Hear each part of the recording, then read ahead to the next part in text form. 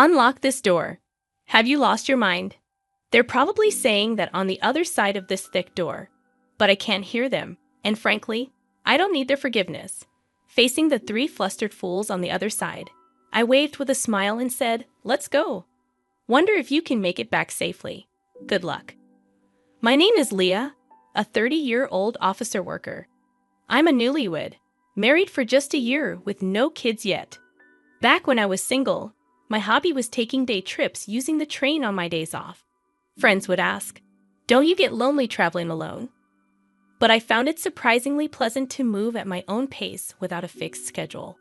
There's a bit of loneliness, but the fun outweighs it. I have a favorite travel magazine, and sometimes I plan trips based on it. As I went about my days, I noticed something. Hug, isn't that the same guy I saw last week?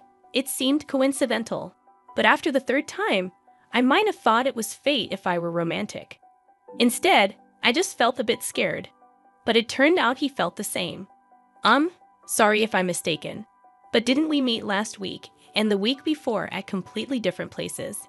He approached me with a slightly scared look. Wait, do you think I'm following you? To clear up the misunderstanding, I opened my travel magazine and confidently said, "I'm just traveling based on this magazine." Surprised, he responded, "Me too," and opened the same magazine, smiling happily. That's how I met my husband, Henry. He turned out to be a really interesting guy. Being cautious by nature, I always end up carrying a lot of stuff, but he said, "I always travel light so I can move easily. Nowadays, with cashless payments, you hardly need cash. A mobile phone is enough." He laughed joyfully. Talking with someone with such different values was very stimulating. We hit it off, discussing our favorite travel destinations and exchanged contacts. Though we both liked solo trips, we started going out together more often. Surprisingly, I enjoyed sharing memories with someone else, and I found that local food tastes even better when shared. One day, after about 6 months, Henry asked me to go out. I didn't feel bad at all. In fact, I felt the same way and remember being very happy. We decided to get married 6 months into our relationship.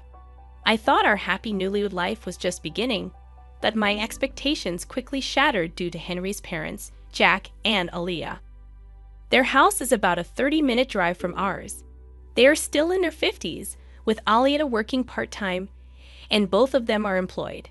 Initially, they used to visit our house, but lately, we've managed to maintain a reasonable distance.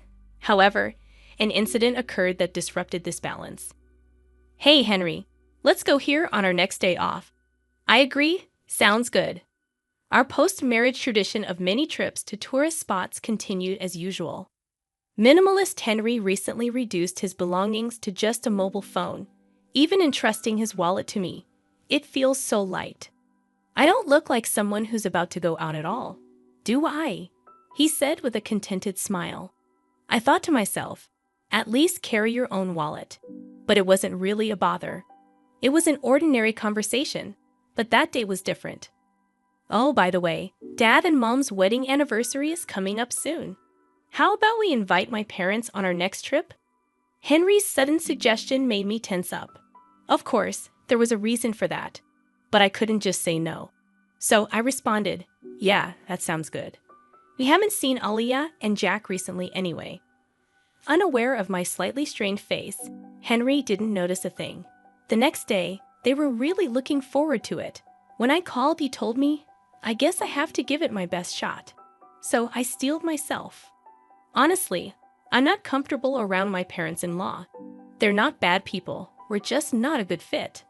I'm more on the reserved side, not fond of noisy places, and this applies to people too. Talking to high-energy people can be mentally exhausting for me. Speaking of my parents-in-law, they are incredibly cheerful. When I first met them, their exuberance overwhelmed me. "Nice to meet you. I'm Henry's mom, and I'm the dad," they announced loudly, like comedians, making me stiffen up involuntarily. That time, the four of us, including Henry and his parents, went out to eat, and they chose the restaurant. I wondered if it's their favorite place, but when we got there, it was an all-you-can-eat buffet. Meeting their son's girlfriend for the first time at such a casual place made me laugh.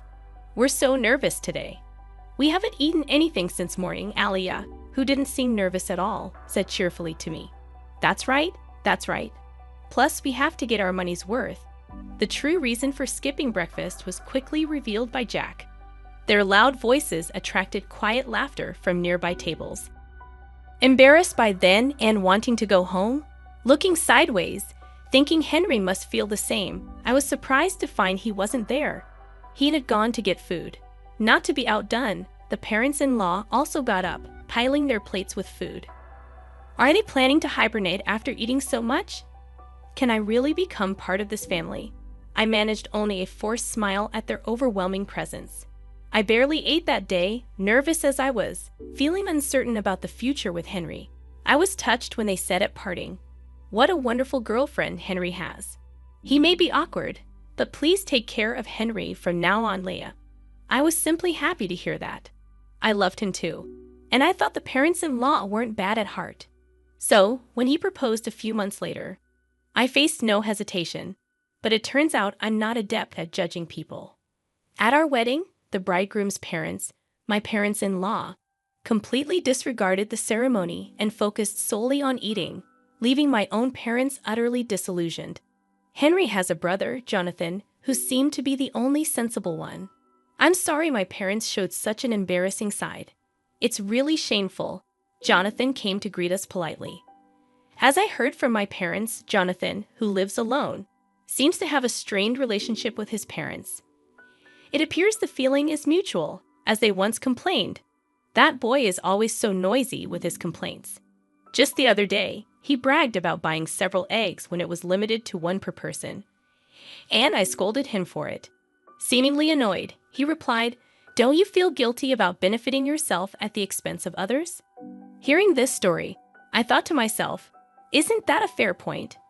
What's wrong with that, Alia? I honestly felt that way when the parents-in-law came to visit our new home. They arrived empty-handed, which wasn't a problem. But then they started rummaging through our shelves, exclaiming, "Isn't this the snack they're advertising on TV? I've been wanting to try it. Oh, and this one too." They foraged through my hidden snacks like they were on a treasure hunt. Even though I bought those snacks, Henry, without any malice, said, "If you want them, take them home. That's fine, right, Leia?" I wanted to smack him right then and there. All I could do was respond with a forced smile. I had a suspicion, but it was clear now. The parents-in-law were moochers. "I want this. I want that. Give me, give me." In the early days of our marriage, they came over every week, sensing an opportunity, and I was almost driven to neurosis. Hey, don't you think there's something off about Alia and Jack? They're kind of annoying. My anger exploded, and I ended up fighting with Henry. Despite how angry I was, Henry looked puzzled and said, "No, not really. Is it that strange? They've been like that since I was a kid. Don't worry about it," he said, patting my shoulder lightly, which made me furious. "Are you kidding me? If this keeps up, I'll divorce you. Just do whatever you want." My raised voice seemed to alarm Henry, and he quickly put an end to the parents-in-law's invasions. I don't know what Henry said to them, but since then, we've been living peacefully. However, the thought of traveling with the parents-in-law naturally made me anxious on the day of the trip. I was taken aback to see them waiting. "It's been a while, Lee. I heard you've been busy with work. Must be tough." Alia spoke to me, but I was far from calm. The reason lay in the appearance of the parents-in-law. Alia and Jack, where's your luggage?" Looking closely, Alia and Jack had brought nothing with them, even for a day trip. Isn't it normal to bring at least a bag? We wanted to be ready to move quickly, and I have a sore shoulder. Their response echoed something I'd heard before, and it was baffling. The rest of the trip went as badly as I feared. It was soon revealed that the parents-in-law had forgotten their wallets. Feigning ignorance, they said, "That's strange, isn't it?" Watching them play dumb, I thought, maybe it's better to just call off this trip or even cancel it. "Yeah, unfortunately, my feelings weren't understood," Henry, looking exasperated, said again. "My folks have always been like this. I'll cover for them, but make sure they pay me back." It seemed the trip would continue as the parents-in-law laughed and apologized. All I felt was disgust. Even after we arrived at our destination, the parents-in-law's rudeness didn't stop. They complained to the store staff, "Isn't there any free tasting? Wow, stingy, huh?" When I, feeling thirsty, bought a drink and hadn't even taken a sip yet, Alia said, "Can I have a sip of that? I'm thirsty too. I can't believe I forgot my wallet, pa." While I forced a smile, an exasperated Henry intervened. "Stop it. It's embarrassing. Look, I'll buy you one." Overhearing this, Jack muttered under his breath, referring to me. What a stingy woman, lacking compassion. I didn't miss his comment. I could say the same to you. I should have left at that point, but I was a bit stubborn. A similar incident happened twice more afterward. Apparently, the first trip was so enjoyable that Alia contacted Henry for another. When I saw them on the station platform, I couldn't help but feel chills. The second time they brought their wallets, but when the moment came, oh no, this is the wallet I used before. I rushed out in such a hurry. Their obvious lie was something only Henry would believe. And on the third trip, they forgot their wallets again. By then, it was clear it was a deliberate act. Alia, excuse me, but did you deliberately forget your wallet? You never intended to pay, did you? I hit the nail on the head, and her face turned red. Hey, what a rude woman you are. Apologize to Alia. Jack glared at me, demanding an apology. No way. I've thought this for a long time. Both of you are just too greedy. Caught in the argument with the parents-in-law, Henry seemed at a loss. Tourists around us watched curiously, noticing their gaze. Henry seemed to feel ashamed and finally said, "Stop it, please," breaking down crying. I felt truly disillusioned, but the parents-in-law reacted differently. Rushing to a crying Henry, Alia said, "I'm sorry, Henry. It was my fault." "You're so kind to cry for me," with Jack quietly standing beside her. I didn't know how to react to this farce. Only one thought came to mind. Yeah, this is impossible. Let's get a divorce. That was all I could think, seeing Henry's tears. The parents-in-law seemed to lose their fighting spirit. "Leah, we know we're often in the wrong. It's Henry's money. But still, we've taken advantage of him. It's Henry's money after all." I don't know why they said it twice, but their words, dripping with sarcasm, showed no real remorse. And so, it was confirmed that they had deliberately forgotten their wallets. Alia referred to it as Henry's money, but we both work, and his salary is only slightly higher than mine. Our actual incomes are not much different. Recently, every trip with the parents-in-law ended with, "I want to buy this too. Maybe some gifts for the neighbors as well. What's that? Looks tasty. Hey, Henry, buy that for me." Because of their endless demands, Henry's credit card bills were shockingly high. We've been living mostly on my salary for the past few months. At the time of marriage, I considered it family money and believed in spending within the limits of our allowance for personal desires. Don't be a burden to your partner. The thing that infuriated me the most was when cashless reliant Henry exclaimed at our travel destination, "What, only cash here?" He called me over, pulled his wallet out of my bag. It only had a few dollars in coins. "No, I messed up. You know I don't carry cash, right?" he said without malice. It still makes me furious thinking about it. For the record, I always paid for my own things, yet the parents-in-law probably thought I was living off Henry's money and just complaining. We split living expenses, so such accusations were nothing but unpleasant. Thinking all this, I coldly watched Henry crying and Jack consoling him. After a moment of thought, I said, "I was wrong too. Sorry for being presumptuous. You guys go ahead on the train. I'll buy some drinks and follow." I smiled calmly, and Henry and the parents-in-law happily boarded the train. Their smiles turned to panic a few minutes later when I didn't return. Henry must have felt something was off as he messaged me, "Leah, are you coming? The train is about to leave." Right then, the heavy doors slowly closed from the platform. I had a clear view of Henry's panicked face. It seemed he noticed me and was shouting something. I was replying to his earlier message, "I'm divorcing you.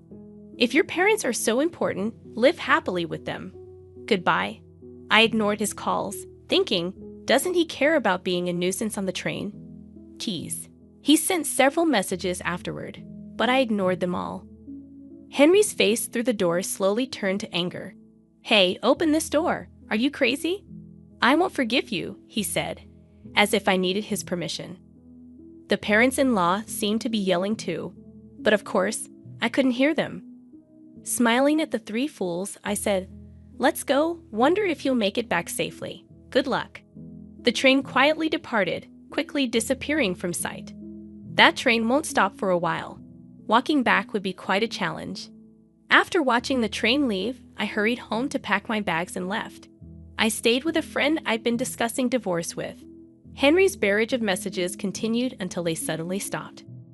His phone must have died. He often forgot to charge it before bed, and it was only at 20% this morning. Portable battery chargers are essential. That was Henry's mantra. But his crucial portable battery charger was in my bag, along with his wallet. I left all the belongings he entrusted to me at home. He must be panicking by now, but that's not my concern. While planning my next steps with my friend, my mobile phone rang. The caller was unexpected. Jonathan, Henry's brother. "Leah, I'm sorry. Did something happen?"